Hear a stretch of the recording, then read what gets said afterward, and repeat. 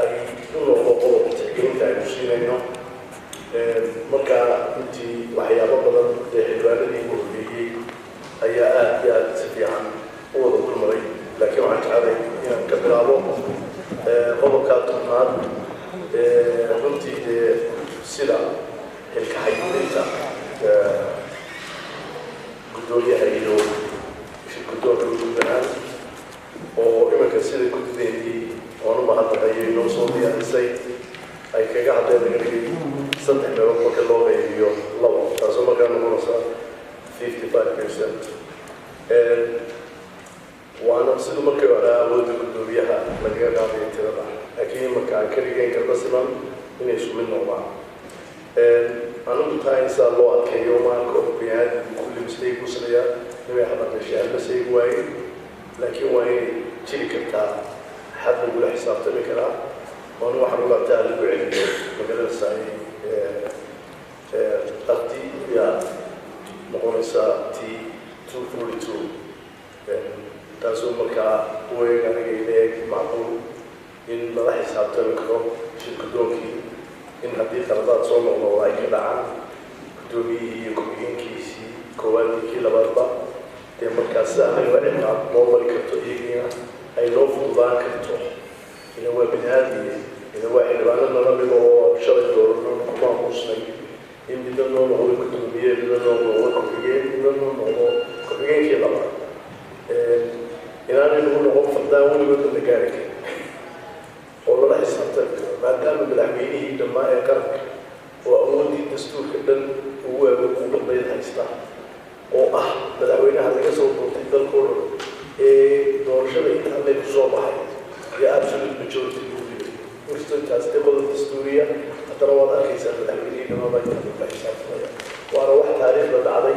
oo shalay allahu naxariistay maxamed xaaji raaciga oo hal cod u baxsaday oo aan gudoomiyihii golaha wakiilada halkaa maanta cabdisaaq uma fadhiyo allahu naxariistay qaybi dadkiisii ugu badbaaday haddiiba madaxweynuhu halkaa taagay maqaamkiisii in idinkana ayay halkaa loo soo celiyo anigoo duritaan iyo riyaad riftid iyo akuu fududaato ee ummadda ka jibsaanay noo ahayn laakiinse sidaas aniga qodobkaa waxaan leeyahay tii madaxweynaha loo yeeli waayey in idinka laydin yeelo aniga dunaba hubanaa tan maanta ka hadlayana waxay awooduu leedahay xeer hoosaadka weeye laakiin qodobkaa madaxweynaha isiisu oo qodob dastuuriyo maaha qodobkana loo baanta ku tali karno waa in dastuurka la furo intana dastuurka intaasoo qodob ayaa u yaalay in la furo taasina waa hadii dheer maraysa laakiin kan maanta gacanta ku haya in baynu ka hadlayna taasta intaasaan kaga hadaya tan kale waxa weeye iyadana magacaabinta gudoomiye magacaabinta guddiyada halkan imika waxaa noo fadhiyaa shirkadoonkii waan noogu sheeganaa ma idiin hayno laakiin gudoomiyihii baa magacaabaya guddiyadii kolley dee golaha xildhibaanada fadhiyaana siyaasadbay kusoo fadhiisteen xusbiyay ka soo baxeen deegaanay ka soo baxeen dareenadaa kala duwanaan kara waxyaabo badan baa laisku khilaafi karaa sidii shalay baan idinku codeynay annagoo cododkaygu siyaasadaysan yihiin hadalka lamaa fadhiistaalkiisa lagu tagaa jecel wixii cudri baa ka dhigi kara anigu waxaan leeyahay in awoodda marka aad magacaabisan guddiyada maadaama mamarkaabuuba fadhida waxaa habboon inaad guddiyadii isla egtay oo idinku aad codku soo kala baxdaan saddexdiina laba inay isku raacdo in guddidaasaa loo magacaabo inaytaan shuurada gaarka ah taa waan jeclaan lahaa oo halkaa guddoomiyaha magacaabi kara guddoomiyaha magacaabi karaa ay noqoto shir guddoonkooda magacaabi karaa shir guddoonkooda oran karaa sa aad maamuuska wada wanaataan sidaa inanku shir guddoonkii aad noqotiin meel laynu madaxweyne guddoomiyihii gaar ugu magacaabaado marna shir guddoonkii laydaa dee waxa weeye taasi aniga ilay ka xildhibaan aan gahay taa intaasaan kaga hadli lahaa fadhigu iyadu dhib ma lahaa oo haddii sidaa ku qoran tahay dastuuraha waxa weeye dee kulli shir guddoonku waa hal qof laakiin haddana sidaasaynu ku wedanay kursiga halkii aad fadhidaan anigoo iskugu kaydo halkii la saariyo halkii la fadhiyaaba taa iyadana halkaasaan kaga hadli lahaa xilka iyaga banaanaanaya alfaabetiga lagu qorayo waa oo inagu ardayn nahay dad af soomaaliya wax ku akriya inayna afkeena isticmaallo weeye afkeennuna waa af aada iyo aada u qaniya afkeenu xurfaha qaarna waa shaqanayaal qaarna waa shaqalo marka inta badan marka alfaabeetiga lagu qorayo shaqalaha la horeysiiyaa shaqaladana waa lagu dari karaa ama shaqalada la horeysiin karaa oo dhib ma laha laakiin labadaasa wada gelaya maadaama aynaanayn xarfaha u i a oo aynan lahayn taayada soomaaligeena wuxuu isticmaali karaa iyadii tirada laatinka iyo caankeeda ugu isticmaalo 1 2 3 4 5 oo luqad walba lagu isticmaalo aan ka ahayn carabigu waa luqadkiisa waa eritreedna ayaa la isticmaalaa laakiin tirada baa ku kala loo leeyahay hadduu faransiisku hadlayo iyo hadduu talyaani ku hadlayo tirada 1 2 3 ama kula duwan track waa tusaa oo sidoo kale taa tirada waxay oran kartaa qodobkii tirada ku xusaynaa farqadiina waxay ku xusi kartaa tiradii laakiin haddii la sii tibaaxayno waxaan isticmaali karaa xuruuftii taayada intaasaan ka yahay hal qodob baa aniga runtii ay ku qaatay inkastoo dhamaanan aada u muhiim qodobada sida u istaageen xildhibaanada dalkooda ee aqoonaysan ee runtii ay wada hadleen haddana aniga qodob baa aniga aada ii soo jiita kolley markaad nolosha waxana wax ka aragto waddankaa inaad joogto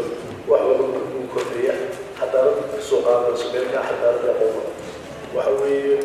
waa traffic law act yacni traffiga iyo nabadgelyada jidooyinka jidadka ayaa aada aniga ii saamaysa taasi waxay keentaa dhibaato fara badan dil joogta ah waxay ku dhammaantaa in dadku ay ku dhameeyaan hordhaqameed magti iyo hawlahaas laakiin barnaamijyadaas inta badan ma tagaan maxkamadaha adduunka kalena waxa weeye wax dibadda lagu dhameeyaa ma jiro wixii traffic ka dhaca wuxuu ku dhammaadaa maxkamadaha caadiga ah ee loogu talagalay kuwaasoo ganahyada ka qaada kuwaasoo qiimeeya nafda bini'aadmiga kuwaasoo ku ciqaaba xarig qofkii geystay dhaawaca ilaa taa la yeelana ma tuusin karayn kow waxay ka bilaabaysaa inuu gaariga safetygiisu wanaagsanaado uu noqdo mid operatable ama shaqaynaya iyo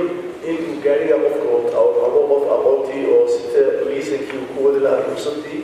innaga intaasu waxaad sabtaa inaanay inta badan jirin gaari safetygiisu aanu wanaagsanayn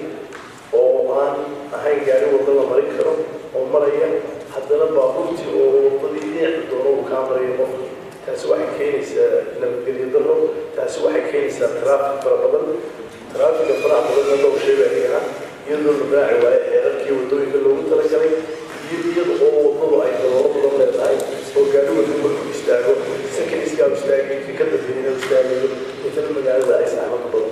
dad badan baa waxay cabiraan leedahay magaalada waddooyinkaamkiya maya waa walaha waa wadida sida xunee loo wadayo ee qeyb sharciga iyo wadooyinka faraha badan ee waddada ku yaalla ayaa keeni kara hadday waddooyinku bis yihiin oo isku tihiin xawaaraha gaarigu kordhaya haddii dareewalada lagu ciqaabo ama lagu adkeeyo wadida inay sidii sharci u ahaa dowladdana dakhli baa kasoo gelaya baabuurkii daba waa la joojinaya waa la ganaaxaya dakhligaasina dowladdu soo gelaya dakhligaasina dowladda u saxmaxaya inay ciidanka nabadgelyada waddooyinku ay kordhaan oo u hesho dhaqaale qaarba waxay gaarigayaan sabab dowladda dhaqaalo ma hayso dhaqaalo wuxuu ka soo baxaya ka gaariga meesha xuntiga gaarigiisa waa la ganaaxayaa lacagta ku soo daynaya lacagtaasi waxay ku xanuunaysaa dowladda ganaax kastoo yimaada waa dhaqaalo dowladda u soo kordhay markaa talamada haraanalaya ujeedkeedu yahay waxa weeye guddida arrimaha bulshada in qodobka iyada lagu daro oo ay maaragtay aada iyo aad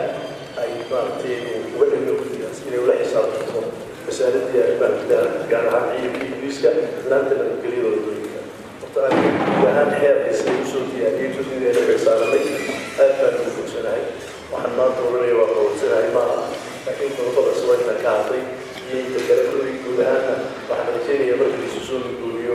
inuu lagu dhaafo xeer hoosaadku sidaa muddo dhaqsa ah aynu deetana u gudubno kan fadhiga inuu yahay qodobadiisa kan siday loogu kala hadlan yihiin wasalaamu calaykum waraxmatullahi wabarakaatu